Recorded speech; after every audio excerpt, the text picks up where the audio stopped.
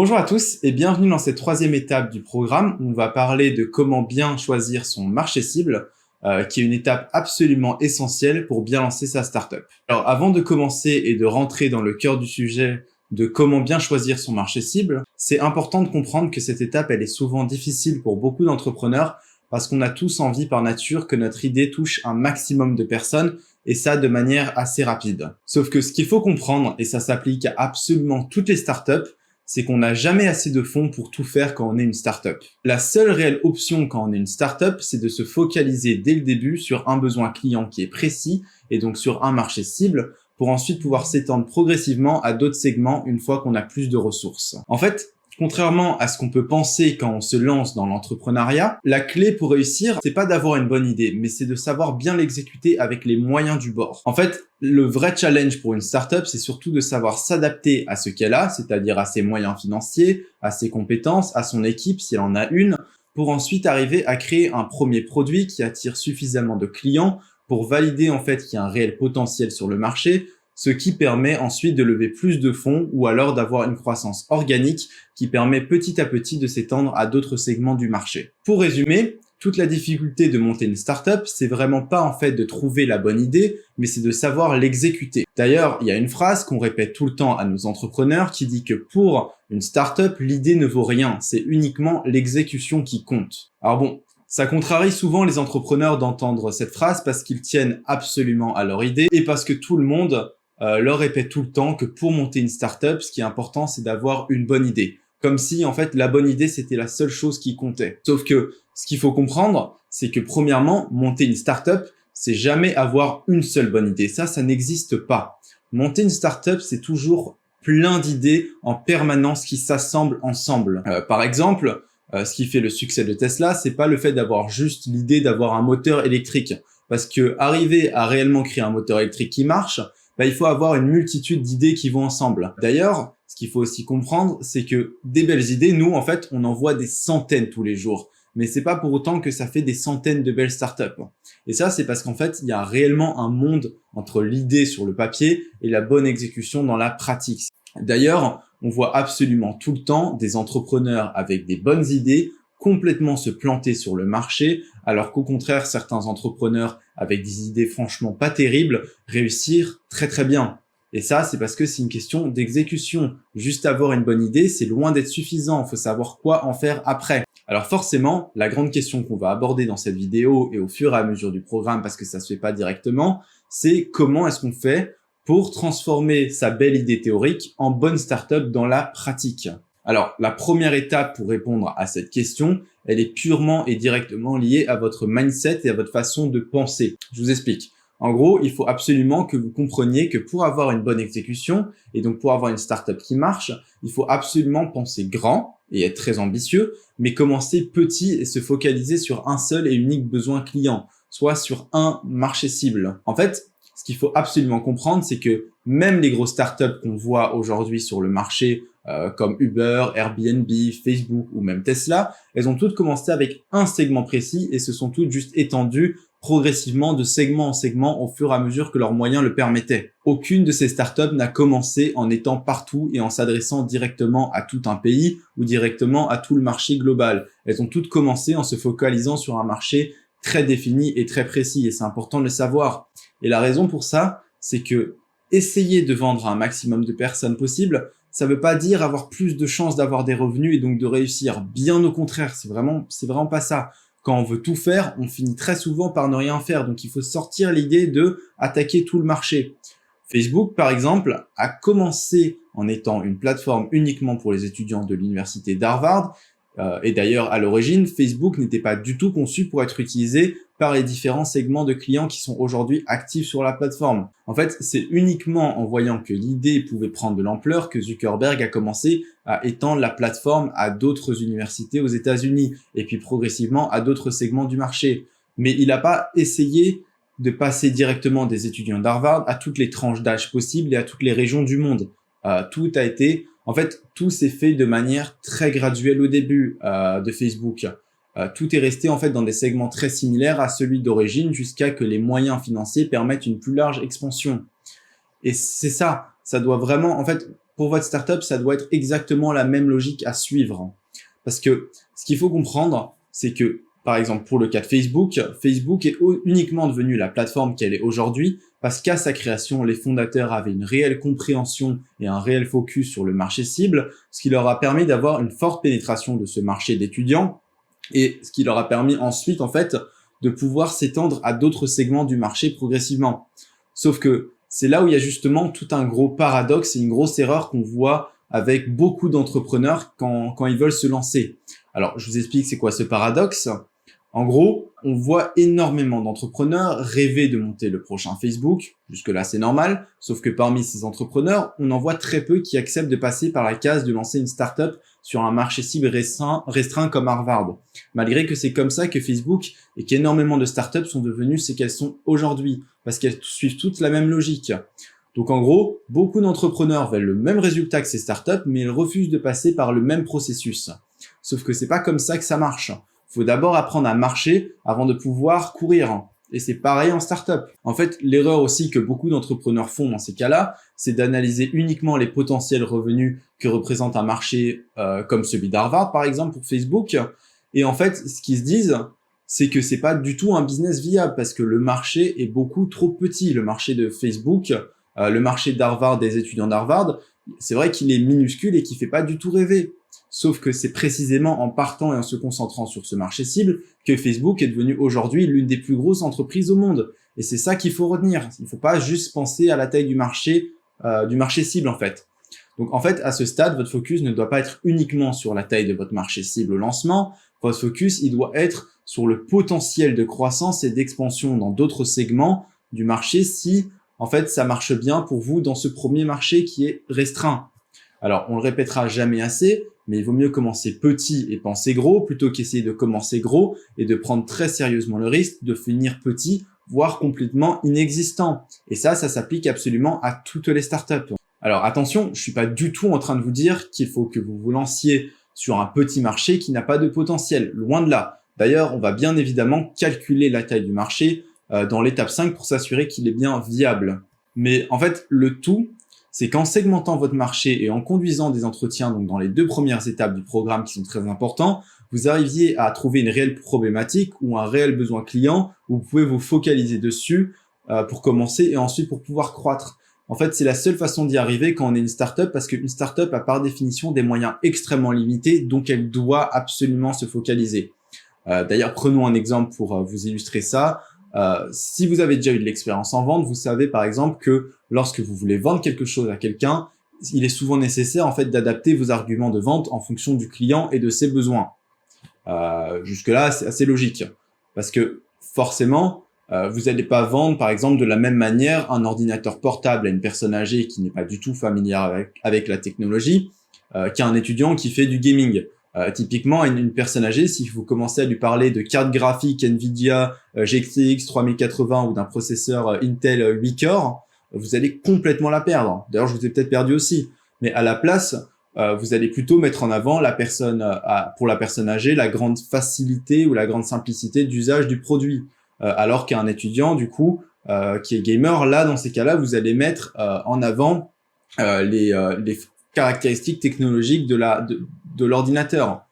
Sauf qu'en fait, en tant que startup, vous pouvez pas et vous ne devez surtout pas adapter votre discours en fonction du client. Parce que forcément, en tant que startup, vous n'allez pas avoir les ressources pour faire 15 campagnes de communication différentes ou pour créer plusieurs produits pour répondre aux besoins de clients différents. Vous pouvez pas adresser et les seniors et les étudiants et créer 2 ordinateurs. En gros, pour une startup, soit vous faites le meilleur ordi pour étudiants gamers, soit vous faites le meilleur ordi pour les seniors, mais pas un mix des deux. Sinon, vous allez vous adresser à tout le monde et surtout à personne. En fait, et c'est super important, l'objectif quand vous lancez une startup, c'est d'être absolument le meilleur sur le marché dans ce que vous allez faire. Parce que si vous montez une startup pour être légèrement meilleur que les autres, alors ça n'a aucun intérêt parce que ça va être super difficile pour vous de vous différencier de la concurrence et de convaincre des clients de plutôt venir chez vous que chez votre concurrent qu'ils connaissent déjà et en qui ils ont déjà confiance. Mais encore une fois, on ne peut pas être le meilleur dans tout, donc il faut se focaliser au début, sinon vous allez vous planter. D'ailleurs, très sérieusement, posez-vous la question dès maintenant s'il est possible que quelqu'un réponde mieux que votre startup aux besoins de vos clients que vous avez identifiés.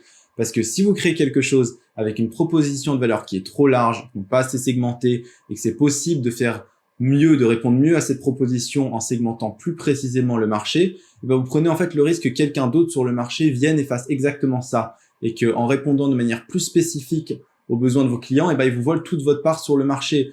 Comme on l'a vu dans l'exemple de l'étape 1 du restaurant international qui fait des pizzas, mais qui prend sérieusement le risque qu'un restaurant, par exemple, italien spécialisé, lui prenne tous ses clients parce qu'il fera des meilleures pizzas. En fait, vous, en tant que startup, vous voulez absolument éviter ce scénario, que quelqu'un puisse mieux segmenter son marché et puisse vous voler votre part du marché, parce qu'en fait, il va mieux répondre aux besoins de clients. Bon, mais alors, maintenant, la vraie question est de savoir comment est-ce que vous pouvez faire pour choisir votre marché cible. Alors, premièrement, lorsque vous allez analyser vos différents segments pour choisir celui sur lequel vous allez vous concentrer, il faut savoir qu'il y a de fortes chances que vous hésitiez entre plusieurs segments parce que vous allez sûrement trouver que plusieurs segments sont intéressants pour votre startup. Alors, premièrement, c'est une bonne nouvelle parce que ça veut dire que vous pourrez envisager une potentielle croissance dans d'autres segments si vous réussissez à pénétrer correctement le premier. Mais bon, il faut quand même que vous en choisissiez un et uniquement un au début pour vous focaliser dessus. Alors, dans le cas de figure où vous avez vraiment du mal à vous décider sur quel segment est le plus intéressant, c'est très probable en fait qu'il n'y ait pas qu'une seule et unique bonne réponse. Ça veut dire que vous pouvez vous lancer sur plusieurs segments. Donc, si vous hésitez, choisissez-en un et on le testera à moindre coût dans les prochaines étapes. Le but dans une startup, c'est toujours d'éviter de rester coincé pendant trop longtemps dans l'inaction. C'est ce qu'on appelle d'ailleurs la paralysie de l'analyse, où on reste coincé sans réfléchir, à réfléchir en fait sans bouger. Sauf que dans une startup, il faut absolument avoir du momentum. Donc, ne restez pas coincé plusieurs mois sur la décision de quel est votre marché cible, parce que ça sert à rien. D'ailleurs, si on imagine que vous choisissez le mauvais segment, ce n'est pas grave. Vous allez rapidement en fait vous en rendre compte en avançant dans le programme, et ça vous facilitera en fait ensuite la tâche de choisir un segment à ce moment-là, car en fait vous aurez déjà une option en moins vu que vous aurez déjà exploré un segment. D'ailleurs, c'est très important de se souvenir que toutes les idées qui marchent pivotent parfois des dizaines de fois avant d'être prêtes pour être commercialisées. Donc ce n'est pas un problème de force majeure si vous changez de segment d'ici quelques étapes. Ce qui est surtout important, c'est que pour sa décision et les suivantes, vous réfléchissez et prenez une décision en fonction des données que vous avez obtenues en parlant à des réels potentiels clients et pas juste en vous basant sur vos propres réflexions, sur vos propres débats que vous avez eus avec des amis sans en fait vous avoir confronté réellement à la réalité du marché. Parce que sinon, en fait, vous prenez sérieusement le risque de créer quelque chose qui ne vous plaît qu'à vous-même, sauf que je doute que vous ayez envie d'être votre seul client. C'est vraiment pas le but. Bon alors, pour récapituler, qu'est-ce qu'un bon marché cible et comment choisir en fait un bon marché cible. Alors, il y a 4 caractéristiques qui composent un bon marché cible.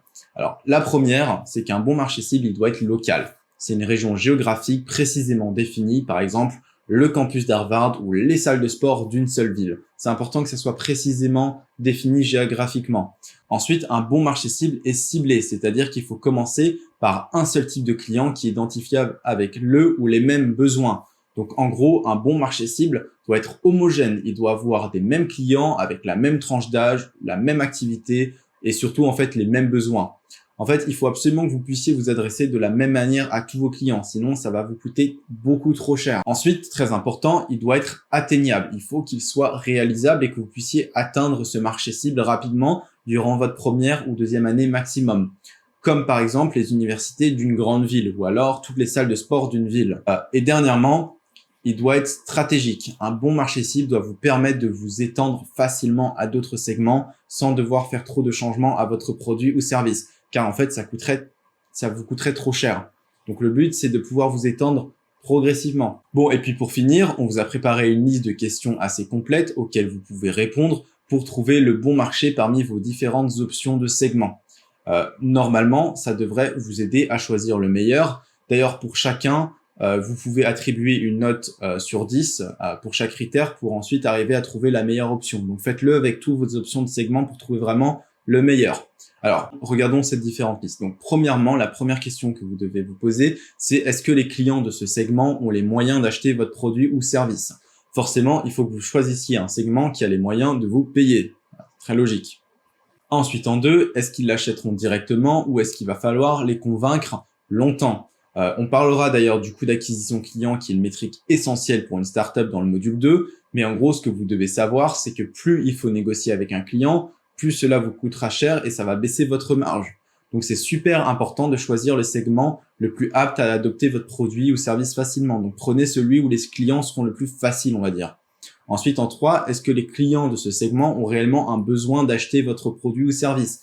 Alors, ça va de pair avec la question d'avant, mais plus le besoin est important, plus les gens dégainent rapidement leur carte bancaire et seront convaincus par votre produit. Donc, choisissez vraiment celui avec le besoin le plus fort. C'est super important. Ensuite, en 4, que se passera-t-il quand ils l'auront acheté? Est-ce qu'ils vont parler autour d'eux positivement, donc du bouche à oreille? Est-ce que vous allez pouvoir leur vendre plus de choses ou pas? Si vous avez une possibilité de sortir un produit ou de vendre quelque chose en plus de complémentaire, c'est ce qu'on appelle d'ailleurs l'upsell, mais on va en revenir quand on va parler de business model, choisissez le segment qui vous permettra le plus d'options facilement. Ensuite, en 5, pouvez-vous aujourd'hui, avec l'aide de partenaires, fournir un produit complet, c'est-à-dire une solution à 100%. Forcément, le but, c'est de sortir le meilleur produit possible. Donc, si c'est plus facile pour un certain segment, c'est-à-dire que le produit pour ce segment demandera moins de fonctionnalités pour être efficace, c'est quelque chose d'hyper important à prendre en compte. Le but, c'est de sortir le meilleur produit possible. Donc, focalisez-vous sur le segment le plus facile aussi à ce niveau-là. Ensuite, en 6, ça va un peu avec la question précédente, mais est-ce qu'il y a une concurrence réelle du point de vue du client cible qui pourrait vous bloquer? Ou bien est-ce qu'il y a un acteur sur le marché qui cible précisément ce segment, mais peut-être pas les autres? Alors, c'est assez logique, mais prenez le temps d'analyser la concurrence et de voir s'il n'y a pas un segment qui est laissé de côté, où il y a des clients qui sont laissés de côté, et vous pouvez vous focaliser dessus et répondre à leurs besoins. Alors ensuite, en 7, si vous réussissez dans ce segment, est-ce que vous pouvez en tirer parti pour en ajouter d'autres? Donc, en gros, la fameuse question de quel segment va vous laisser le plus de croissance possible sans devoir forcément modifier beaucoup votre approche ou votre produit. Le but, en fait, c'est toujours d'avoir une forte pénétration du marché cible pour ensuite tirer profit de ce succès pour lever des fonds et ensuite attaquer le prochain marché et croître. Mais donc, c'est hyper important de choisir un segment du marché où il va être facile ensuite de s'étendre à un autre car ils sont assez similaires. Donc, par exemple, 18-25 ans et ensuite 25-30 ans. Ensuite, en 8, est-ce que ce segment est en accord avec les valeurs, les passions et les objectifs de votre équipe? Question super importante. Parce que c'est super important que vous choisissiez un marché que vous comprenez vraiment et qui vous corresponde. Par exemple, en tant que parent de triplé, il est plus facile de vendre à d'autres parents de triplé, car vous faites partie du segment cible et vous comprenez la difficulté d'être un parent de triplé. Mais je vous rassure, pas besoin d'avoir des triplés pour lancer votre startup. Mais en gros, si vous êtes passionné d'un secteur, allez vers un domaine que vous connaissez bien ou allez vers un segment où vous pouvez vous identifier parce que c'est important et le client le comprendra et le ressentira. Et finalement, demandez-vous si le segment est vraiment homogène et si les clients de ce segment achètent tous les mêmes produits ou s'ils ont tous les mêmes intérêts et les mêmes valeurs. Si c'est pas le cas, ça veut dire que vous n'avez pas assez segmenté précisément et donc dans ces cas-là, il va falloir que vous revoyiez votre segmentation parce qu'elle est trop large. C'est vraiment super important. En fait, à chaque fois, on voit énormément d'entrepreneurs ne pas assez segmenter leur marché. Donc, soyez très précis parce que vraiment le but, et comprenez cette logique parce que ça marche pour toutes les startups, c'est de pénétrer bien le marché, d'avoir des bonnes métriques, de lever des fonds et ensuite de vous étendre progressivement et d'améliorer votre solution petit à petit. Donc, c'est pour ça que c'est super important en 1 de segmenter votre marché dans la première étape pour comprendre tous les segments intéressants et identifier ensuite celui avec le plus grand besoin en conduisant des entretiens parce que c'est essentiel de conduire des entretiens. Pour toutes les startups qu'on voit, ça change vraiment la donne. Et ensuite, de choisir un marché cible qui va vous permettre de vous focaliser vraiment sur un besoin précis et de créer une solution où les clients vont vraiment vouloir acheter cette solution parce qu'elle est faite pour eux. Et ensuite, forcément, vous allez pouvoir vous étendre à d'autres segments. Voilà.